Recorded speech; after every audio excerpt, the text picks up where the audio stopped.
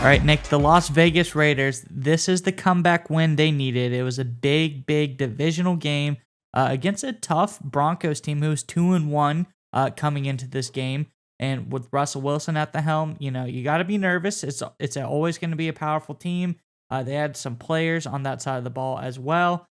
Defense that looked primed to be kind of decent coming into the season. But Raiders, they get the job done. They go out and a dominating fashion.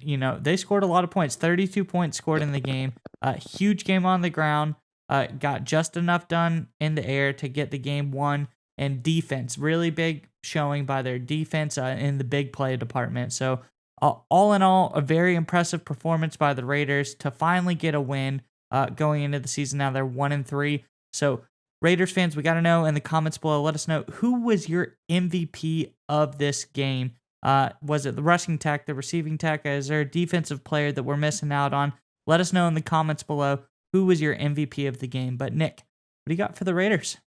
So the thing coming into the season for the Raiders, right? There was Josh McDaniels, there was Derek Carr. They bring in Devontae Adams. You pair that with Hunter Renfrow. You pair that with Darren Waller, and everyone's thinking this is going to be a high-flying, explosive offense. That's just going to be what they are. That's what I said. I was like, hey, this is recreating, the best McDaniels-led Patriots offenses way back in the day. But what they showed with this big win over Denver is that their formula is a little different. They can pound the rock and physically control the line of scrimmage on both sides of the ball, which is something we really didn't expect. And you talk about the Broncos, about doing some good things defensively prior to this game. How about this, Maya? So the Denver Broncos have surrendered coming into this game a total of 35 points in 3 games.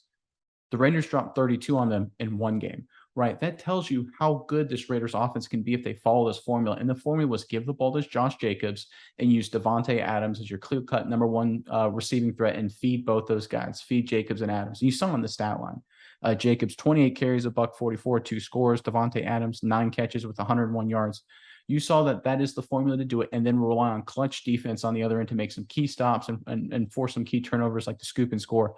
So I think maybe we had the Raiders a little wrong. Maybe they're finding a little identity here where it's Derek Carr, Devontae Adams, run the football with Josh Jacobs, and have a couple key playmakers on defense. Yeah, no, and exactly like you said, the Denver defense has done a lot so far this season, and Randy Gregory being an addition to that team has been very, very solid. There's some other good playmakers on the their other outside linebackers been doing pretty good. Sertan's been good, so this is a tough defense to go up against. But who's better than Randy Gregory, who's been way, way better than Randy Gregory this season? That's Max Crosby, like you said, Mad Max, going insane. 2 big sacks. He had 4 tackles total for the game. So, it was a good defensive game for the Raiders. 23 points, not so bad. And then the big scoop and score also kind of helped catapult things along. If I'm talking any kind of improvements that they need to make, Derek Carr could have been more efficient in the passing department. I think there's a lot of dink and dunk type of stuff. 21 completions for 180 yards isn't so great, but they're working on it. And there were a lot of explosive plays last game, especially out of Hollins. He had a real big game. Adams got back to where he needed to be. Jacobs surprisingly used decent amount in the passing game this week. But like you said, this was a different formula. This wasn't through the air. This was all on the ground through Josh Jacobs, 140 yards rushing, 2 touchdowns. He had a huge game. He had that big 43-yard run. This a different Raiders team than we're used to, different than we thought they would be. But if this is what gets the job done, isn't that all that matters? If you can keep this formula going with Jacobs, that's really what's important. Well, especially Zamir White had a couple big runs too, especially down the stretch. So again, it's not just one guy, right? We thought it was just going to be, okay, this is a Devonta Adams show. This is a Hunter Renfrow show.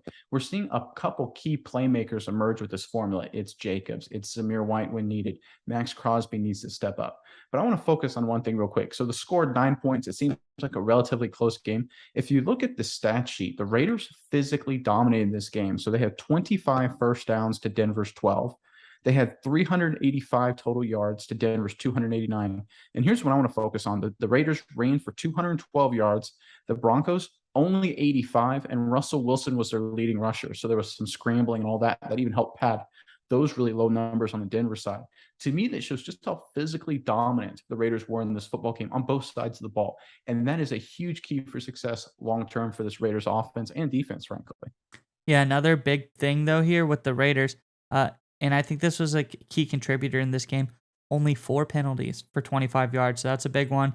Denver had 7 penalties for over 50 yards, so there you go. That's another thing. They can keep cleaning up these small things, getting better day by day. I think the Raiders, they had a very, very tough start to the season. I think they're coming into their own now. Obviously, when you have so many new pieces, it's hard to kind of gel, hard to mesh. We see this all the time. You see Tom Brady when he went to Tampa Bay. This is a prime example, and the example I use because this is a team with the Brady-led Buccaneers. When he first came there, they started out real slow. People said, "Okay, the Brady's done. He's finished. He can't do anything." And then we all know how that story ends. They go on to win the Super Bowl. Now, I'm not saying that the Raiders are going to go on to win the Super Bowl this season, but you can go very far. This is a team that could potentially be in the wild card hunt for the playoff. I know very few teams have gone 0-3 and made the playoffs, but if the Raiders keep utilizing this key formula, they may have a chance.